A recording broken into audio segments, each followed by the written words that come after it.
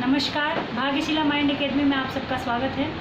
और आज मैं बैठी हूँ मधुबनी ज़िला के बिहार राज्य के मधुबनी ज़िला में, जहाँ मेरे साथ नीतू झा जी हैं। मैं इनका स्वागत करती हूँ भाग्यशिला माइंड एकेडमी में। और इनका मैं ब्रेन मैपिंग जो करती हूँ वो इनका किया है मैंने, और आज इनका काउंसलिंग हुआ उस रिपोर्ट पे। तो उस पर इनका क्या फीडबैक है वो आप लोगों के समक्ष रखूँ, ताकि आप भी अपने बच्चे के लिए डिसीजन ले सकें।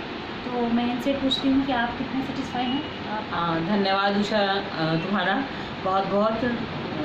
ये उषा शक्ति से पहली बार मैं दिल्ली में मिली थी, उसके बाद ये लॉकडाउन में इस बार मिली कुछ दिन पहले।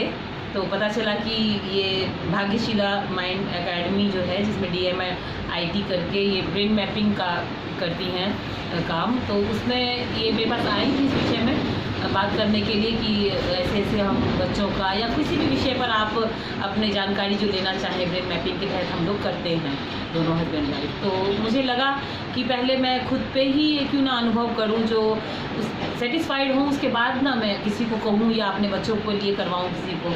तो इनसे मैंने ये करवाया क्योंकि इनके पास एक पूरा सिस्टम है जिसमें ये फिंगरप्रिंट्स लेके करती हैं। तो थोड़ा सा हुआ भी कि फिंगरप्रिंट्स लेके कर रही हैं, कैसे होगा क्या होगा, क्योंकि कभी हुआ नहीं था। लेकिन उस दिन गई, उसके बाद बोली कि मैं रिपोर्ट तैयार करके आऊँगी फिर दोबारा से। तो ये आज आई हैं और रिपोर्ट लेके, और उसके बाद मैं आपसे एक ही जानकारी, मतलब मुझे बहुत एक उत्साहित होकर आप लोगों को देना चाह रही हूँ कि इनको मेरे बारे में कुछ नहीं पता था, ना मैंने इनसे कोई बात की थी, क्या मैं करना चाहती थी पहले, क्या मैं आगे करना चाहती हूँ, क्या मेरे मन में था, क्या है, और भी किस लाइन में मैं जा सकती हूँ, अभी भी क्या इंटरेस्ट है।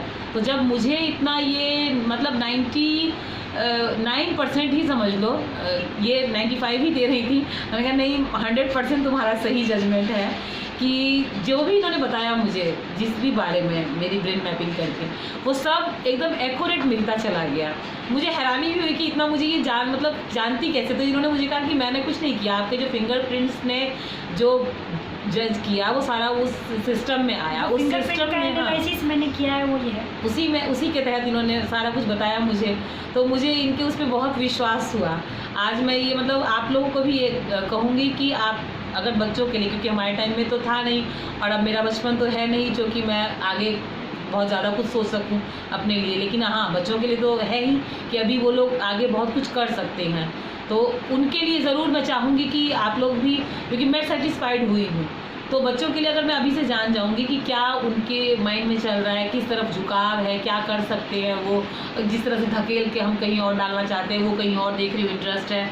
तो अगर मैं जान जाऊँगी जिस तरह से इन्होंने मुझे प्रैक्टिकली करके बताया है और जो मुझे 99% सही लगा है, तो उनके लिए कितना बेटर होगा कि वो आगे वही फील्ड चूज़ करेंगे जो ये उसके तहत आएगा, जो जिनकी इनकी रिसर्च में जो आएगा। हाँ, तो वो प्रतिभा अगर है और वो दबी हुई है और उसमें ये हमें बता देती हैं अगर इसके तहत, मैं तो क्योंकि इन्हीं को जानती हूँ तो इन्हीं को कहूँगी।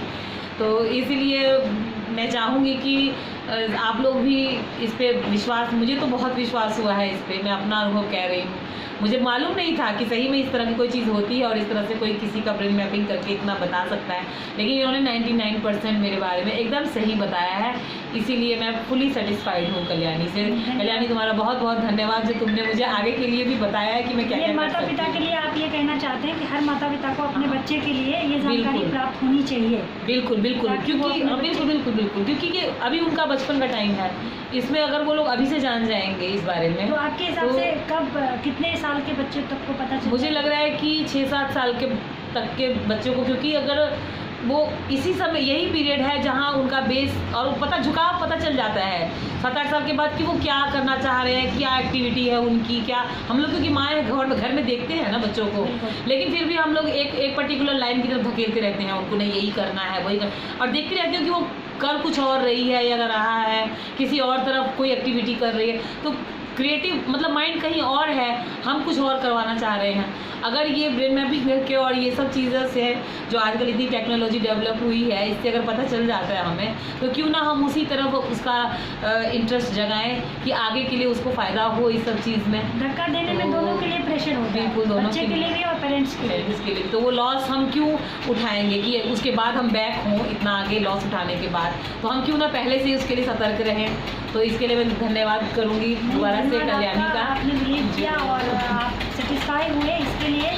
तो आप लोग भी अपने बच्चे का ब्रेन मैपिंग कराएं और उसके विषय में आप जानकारी प्राप्त कर लें, ताकि कोई भी हमारा देश का एक भी बच्चा, क्योंकि कोई भी अब्दुल कलाम जी बन सकते हैं, कोई भी नरेंद्र मोदी जी बन सकते हैं, और आप जान लेते हैं तो जब पता चल जाएगा बच्चा क्या करना चाह रहा है तो आप उसी डायरेक्शन में जब देंगे तो एक एक बच्चा हमारे जो भारत का है, एक एक बच्चा हमारे भारत को सुनहरा बना सकता है, भविष्य को सुनहरा बना सकता है, और कोई भी कुछ भी बन सकता है। बस जानने की ज़रूरत है कि कौन से बच्चे के अंदर क्या टैलेंट है, और वो सिर्फ ब्रेन मैपिंग से पता लगाया जा सकता है।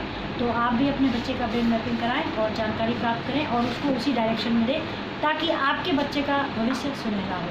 बहुत बहुत धन्यवाद। बहुत बहुत धन्यवाद।